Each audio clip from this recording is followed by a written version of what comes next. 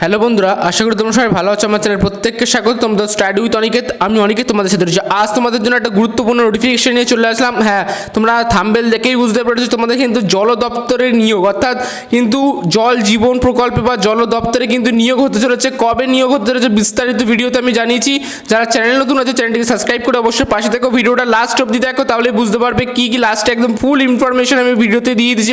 এন্ডে গিয়ে পুরো ভিডিওটা পুরো দেখার অনুরোধ রইলাম। যারা চ্যানেল নতুন চ্যানেলটি সাবস্ক্রাইব করে অবশ্যই পাশে দেখো। জল দপ্তরের নিয়োগ 2024 বিরাট বড়। মাধ্যমিক উচ্চ মাধ্যমিক পাস থাকলে তোমরা কিন্তু এখানে নিয়োগ করতে পারছো। বেতন কিন্তু ঢুকে কিন্তু 30,000 টাকার বেশি, সরাসরি ভেরিফিকেশন লিখিত পরীক্ষা ছাড়াই নিয়োগ। তাহলে ভিডিও শুরু করা যাক।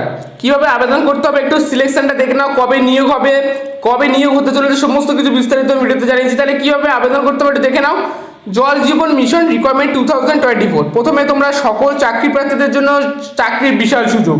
জল জীবন দপ্তরের পক্ষ থেকে নিজের স্থানীয় এলাকায় জলের ট্যাঙ্কিতে নতুন করে কর্মী নিয়োগ চলবে, অর্থাৎ এখনো চলছে না, এখন এটা চলবে।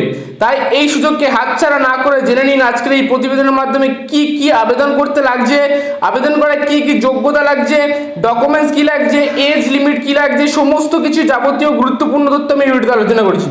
যাক, এবার তোমাদের মূল ভিডিও প্রবেশ করা যাক। Internship apply 2024। এখানে জল জীবন প্রকল্প বা জল দপ্তরে তোমরা যে মাসিক বেতন কত, এখানে যদি আপনারা আবেদন করেন চাকরি পেয়ে যান, তাহলে আপনাদের বেতন প্রতি মাসের শুরুতেই পারিশ্রমিক হিসাবে 15,000 টাকা থেকে কিন্তু শুরু হবে। ব্যাপারটা ক্লিয়ার? এবার ধীরে ধীরে তোমাদের কিন্তু বছরে বছরে মাইনে বাড়তে থাকবে। ব্যাপারটা ক্লিয়ার? এই বিজ্ঞপ্তি কোনো ওয়েবসাইটে প্রকাশ হয়েছে?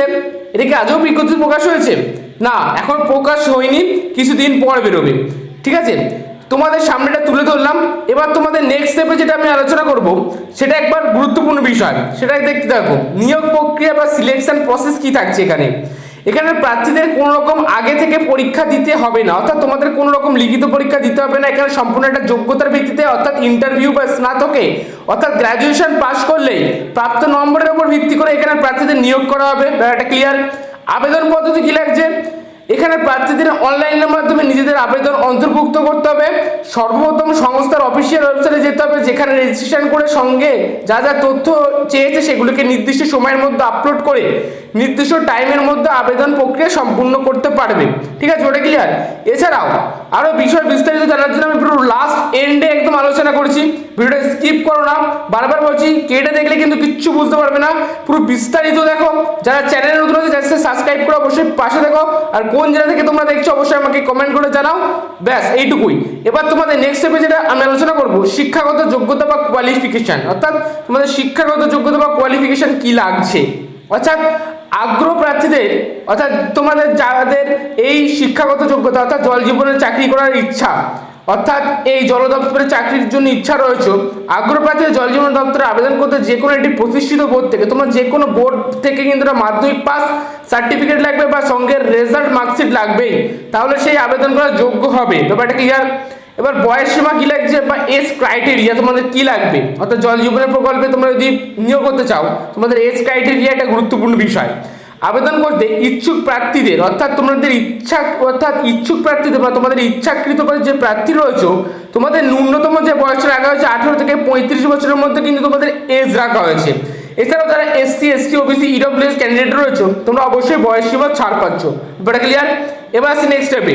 জল জীবনের দপ্তরের অফিসিয়াল ওয়েবসাইটে যেতে হবে। এইভাবে ফর্ম ফিল আপটা কীভাবে করতে হবে যখন নোটিশ বেরোবে আমি জানিয়ে দেবো, কিংবা এই প্রতিবেদনের নিচে দেওয়া অ্যাপ্লাই লিঙ্কে ক্লিক করতে হবে।